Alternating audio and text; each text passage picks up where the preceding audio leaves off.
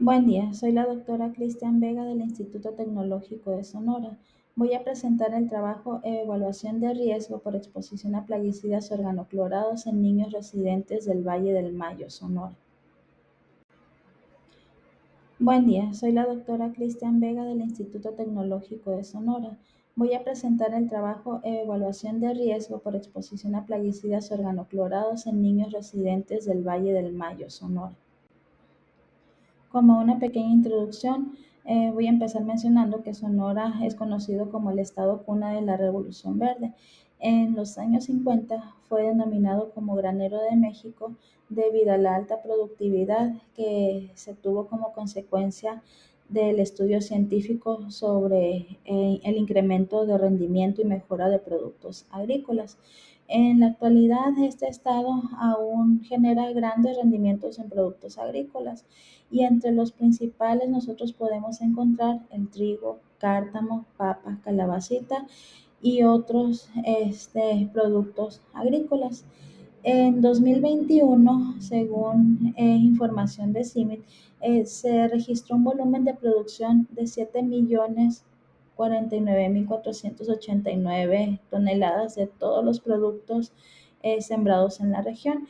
Y en el periodo comprendido entre los años 2019 a 2023 se sembraron en promedio un total de 583.967 hectáreas.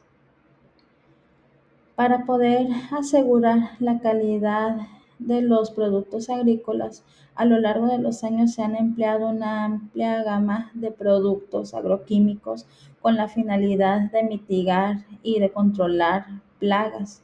Entre los productos utilizados en años anteriores encontramos los pesticidas organoclorados. Estos productos se caracterizan por tener cadenas de carbono en su estructura, cloros como sustituyentes y estructuras cíclicas que los hacen altamente estables.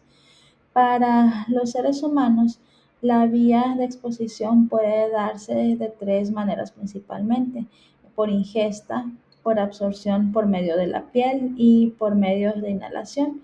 La exposición a estos compuestos puede generar en los seres humanos alteraciones en el sistema nervioso central, afecciones en la piel, en hígado, riñones y procesos de distintos tipos de cáncer.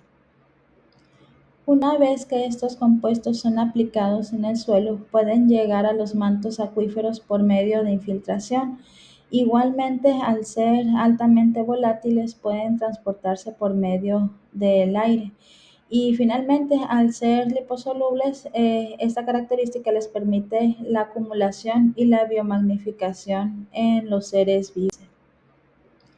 Una vez que estos compuestos son aplicados en el suelo, en este trabajo nosotros nos centramos en dos comunidades del Valle del Mayo, una ubicada en el municipio de Chojoa, que es La Bocana, y otra comunidad en el municipio de Navojoa, que es Fundición. En este trabajo nosotros nos centramos en dos comunidades del Valle del Mayo, una ubicada en el municipio de Chojoa. En el caso del municipio de Navojoa, la comunidad de Fundición cuenta con un total de 940 habitantes, mientras que La Bocana, que se ubica en el municipio de Chojoa, tiene más de 1.400 habitantes.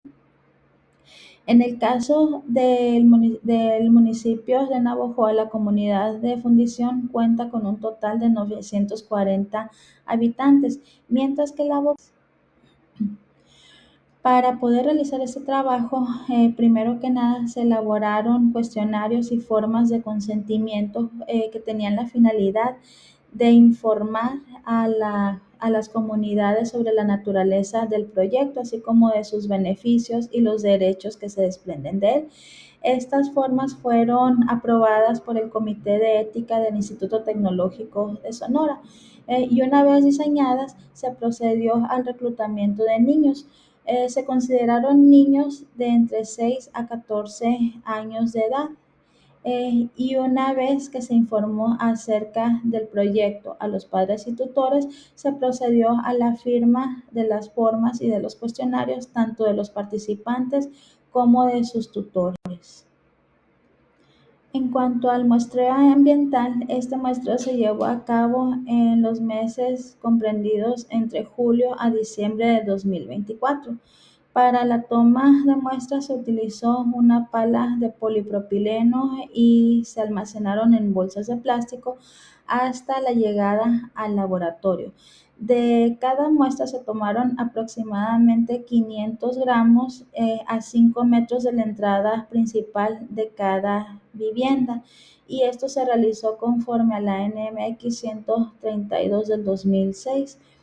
Una vez en las instalaciones del laboratorio, la muestra fue pasada a bolsas de papel y se almacenaron aproximadamente menos 21 grados centígrados hasta su análisis. Para la extracción de la muestra, primero que nada, la muestra fue tamizada con la finalidad de remover las partículas más grandes, y se utilizó el método de dispersión de matriz en fase sólida. La muestra se redujo a aproximadamente 0,5 gramos para su análisis, y de cada muestra se analizaron aproximadamente 11 plaguicidas. La evaluación de riesgo se llevó a cabo por medio del modelo propuesto por la EPA y se determinaron las dosis de tres vías: la dosis por medio de la ingesta, la dosis por medio de la dermis y la dosis por inhalación. Para la evaluación de riesgo no cáncer, en cada tipo de ingesta se tomó en cuenta un factor de referencia tabulado también por la EPA. En cuanto a los resultados, en el caso de las dos comunidades se presentan similitudes en cuanto a edad, estatura e índice de masa corporal en los participantes. Sin embargo, mediante la prueba de comparación de varianza se comprobó que existía una diferencia en el peso de los niños de ambas comunidades, siendo la que presenta menor peso la comunidad de La Bocana. En cuanto a los plaguicidas estudiados, de los 11 plaguicidas analizados, en las muestras de ambas comunidades únicamente se encontraron 3, siendo los más predominantes los metabolitos del DDT. Así, para fundición, el para-DDE presenta una concentración media de 2,65 microgramos sobre kilogramo, mientras que el DDD presenta una concentración media de 1,52. En el caso del dieldrin, únicamente se detectó en 2 puntos de muestreo provenientes de fundición y presentaron una concentración media de 2,4 microgramos sobre kilogramo, y en La Bocana en un solo punto de muestreo presentando una concentración de 2,5 microgramos sobre kilogramo. Se aplicó el test de Mann-Whitney para los metabolitos del DDT en ambas comunidades, al no presentar una distribución normal, y como producto del test pues no se encuentran diferencias estadísticamente significativas entre las concentraciones de estos compuestos en ambas comunidades. Se aplicó el test de Mann-Whitney para los metabolitos. En cuanto a la evaluación de riesgo, se arroja un coeficiente de peligro menor a 1 para las vías dérmicas, inhalatorias e ingesta, lo cual concuerda con lo reportado en otros estudios donde las concentraciones de estos residuos plaguicidas también son bajas. En cuanto a la evaluación de riesgo, se arroja un coeficiente. En conclusión, el presente estudio demuestra la presencia persistente de los metabolitos del DDT aún en estas fechas, y la persistencia un poco menos frecuente de dieldrin para ambas comunidades. El modelo de salud que nosotros implementamos no ha demostrado un efecto a corto plazo. Sin embargo, es necesario también considerar que la exposición crónica a estos compuestos puede modificar este resultado, teniendo en cuenta que los rangos de edad muestreados pues, son de niños. Hay que considerar también la exposición a un largo plazo. Muchas gracias por su tiempo. Muchas gracias por su tiempo. Muchas gracias por su tiempo. Muchas gracias por su tiempo. Muchas gracias por su tiempo. Muchas gracias por su tiempo.